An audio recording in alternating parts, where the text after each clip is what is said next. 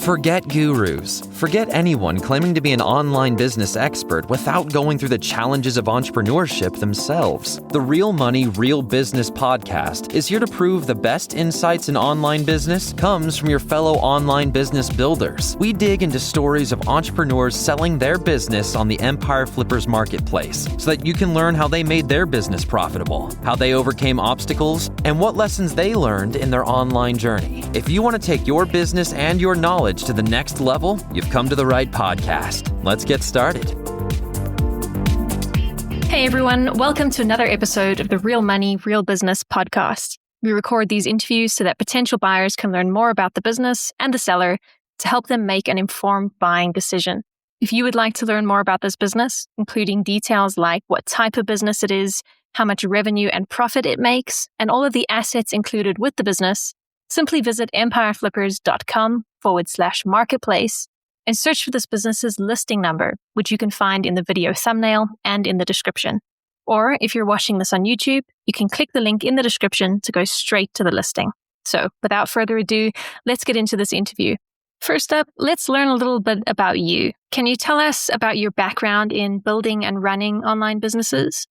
Our background, we started all the way back in 2014.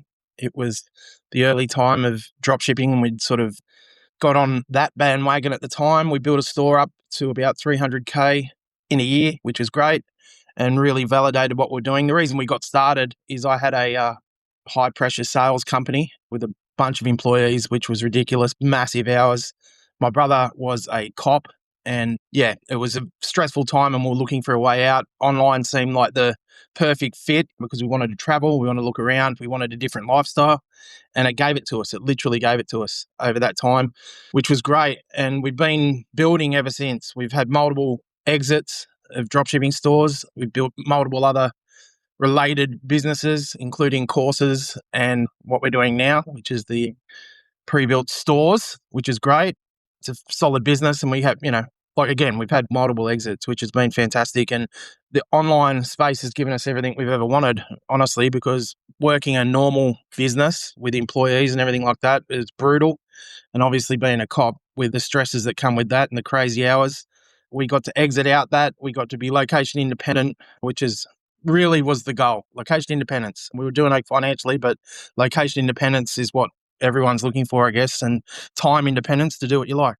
So yeah, that's where we started. 2014, we built multiple businesses. I actually moved to Thailand, and it's been great. Why are you selling the business now instead of keeping it and growing it further? Right. So the reason we're looking to sell the business is there's two reasons. We've got a lot going on. So we've been passionate about crypto for many, many years, ever since the NFT days. We got in on NFTs in the early stages, had a reasonably successful launch, made a few dollars out of that. And we've been addicted ever since, specifically DeFi, decentralized finance. And right now we're building a platform for that, which is really our passion now. Over the past 5 years or so, crypto has really been a huge passion and a focus for us. And now it's just time to go all in on what we're passionate about and what we're focused on. Number two is, sometimes in life, we've been in the e-commerce space, dropshipping space for over a decade. So sometimes it's just time for a change. The business we have right now is fantastic, but it could use an injection of passion, I guess, at the end of the day. And it has a lot of potential, but when your focus is elsewhere, things can not so much slip, but it's not growing the way it probably could with some new fire under the belly. So that's the reason why.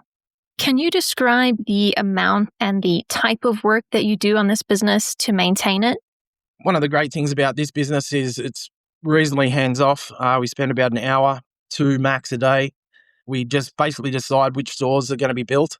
80-20 rule. Some niches sell better than others, so we continuously rebuild those, repackage those up, and then find others via the supplier that whatever products have available, we might release something new, something interesting to the marketplace for our customers, mix things up. But yeah, it's basically just checking with VAs, telling them what to do.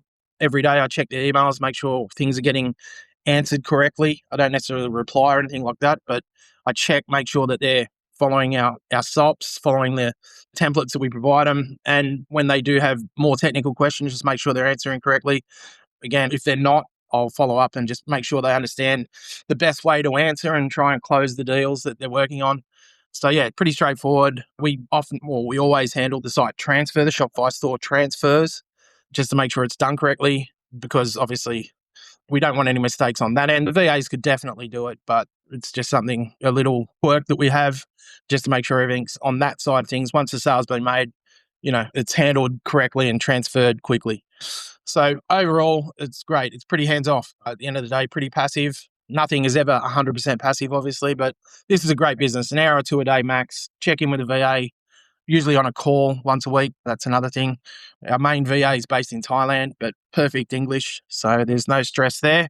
And other than that, that's basically all it is. We've set up the systems and the SOPs for the business to run, more or less without us. It's just a matter of checking in, making sure everything's done correctly. So if you were to keep this business, what are some of the ways you would try to grow it? Yeah, so if we were to keep the business, the main two things that I'd be focusing on, there is others, but the two main things would start incorporating international stores using suppliers like AutoDS or similar. Basically have an entire range of international stores. Currently, they're Australian dropshipping stores with an Australian supplier. So I'd incorporate that. I think that would be powered. Quite regularly get asked about that. And I'd probably have less structured sites, more general stores, for whatever reason. I prefer niche stores. I won't go into why. We've been at this for over a decade, so there's a reason why we do what we do. But I'd have more international stores with AutoDS directly out of AliExpress or similar. And that would be one main thing. I'd have a whole section. So currently we've got our marketplace full of pre-built niche stores, high-ticket niche stores, Australian-based. But I'd have an entire whole new tab, a whole section just for international stores, and I think that'd be worthwhile. We were going to do it. I think that's logical next step. So that's number one. Number two, I'd consider starting your own ads agency, and I'd probably white label it. So you're way more hands off. Find an agency that's willing to work for you and just push traffic towards them. There's a lot of, obviously a lot of newbies. They're not sure what they're doing. And we did test this back in the day, but again, we're all about hands-off, more passive income rather than, running an agency, a lot of customer issues, a lot of customer questions, a lot of customer onboarding. So that's not for us. But, you could probably white label it. I've actually got a guy, so if you move forward, I could suggest how to do that. We've sort of got the plan in the back of our mind sort of in place, really. So, yeah, onboarding an agency, that's a massive upsell and ongoing revenue. It just depends whether or not you want to run an agency, but it could generate a lot of income. And people often ask us, and we just recommend other people. So it's just not something we've been focused on, but it could really, really expand out the business in a big way. There's a number of other ways that we could chat about at a later date, but these are the main two. Right. And what would you say are the biggest risks with this business that buyers should be aware of?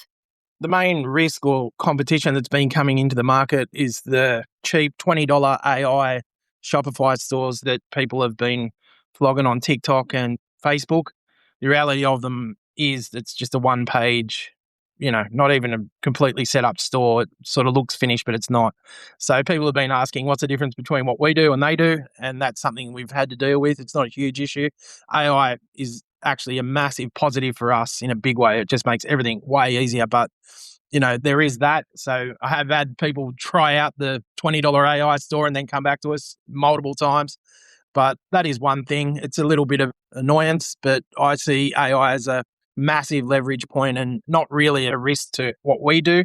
It's just that newbies at first don't understand the difference between a fully built out Shopify store, fully optimized, and, suppliers on board, relationships already in place. That's a big plus, and everything done correctly along with the support and the training we provide. So, yeah, that is one risk that we've recently sort of seen coming into the market.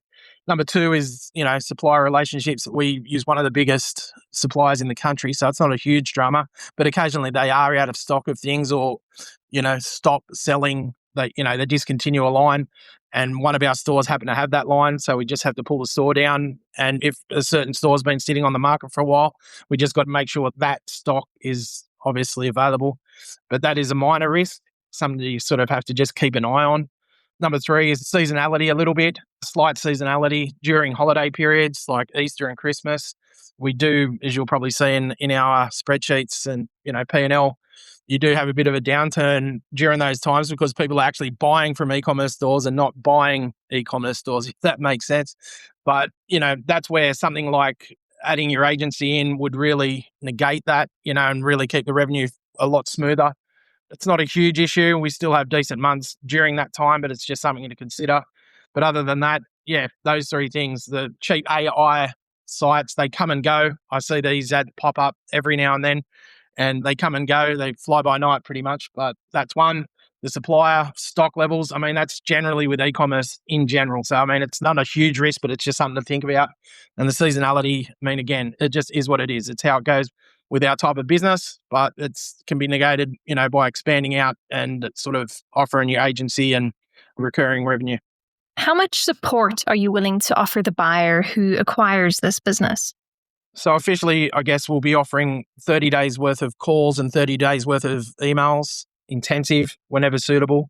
But really, at the end of the day, our goal is for you to succeed. So beyond that, we are flexible to answer any questions that you have. And if you get stuck on anything, more than happy to help. Are you open to negotiating something like an earn-out agreement? So we're not really open to an earn-out payment structure, so to speak, but we could potentially be flexible on the price and how we're paid. Crypto is an option. I'm not sure Empire Flippers allows that, but that's something we'd definitely consider. Okay, final question. If you had to put yourself in the shoes of a buyer, why is your business a business worth buying? The reason I think this is worth buying, and if I was in your shoes, it's because basically it's an easy to run business. It's pretty straightforward. The VAs are in place, our SOPs are in place, systems are in place. It's got a solid track record, 3+ years, it's been very consistent. There is solid profit margins. Obviously, it's almost 80% plus profit margins on everything that we do. It's an evergreen niche. Dropshipping is mainstream now. When we first started, it wasn't so. But everybody knows this business model now, and the interest is consistent over time. I guess really the main one is there's a lot of room to expand based on what we spoke about, the international stores, the potentially starting your own agency, and obviously, really going hard on new advertising methods and taking the business forward like it could do as a passionate new business owner. You could double, triple this business, I think, over time if you really went hard. All right, everyone. Thanks for listening. To learn more and see if this business is still for sale, head over to empireflippers.com/marketplace and search for this business listing number, which you can find in the video thumbnail and description. Or if you're watching this on YouTube, click the link in the description to go straight to the listing. Once you've unlocked this listing, you'll find everything you need to know about this business. So, thanks for joining us. See you next time.